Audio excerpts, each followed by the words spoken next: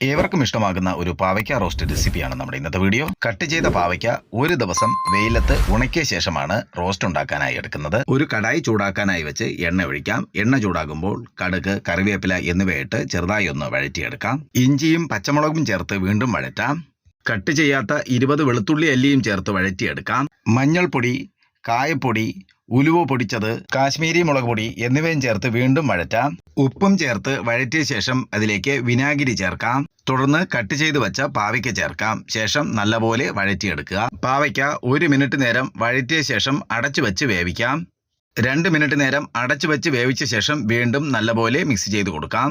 പാവയ്ക്ക കരിഞ്ഞു പോകാതിരിക്കാൻ ഇടയ്ക്ക് ഇതുപോലെ ഓപ്പൺ ചെയ്ത് മിക്സ് ചെയ്ത് കൊടുക്കുക.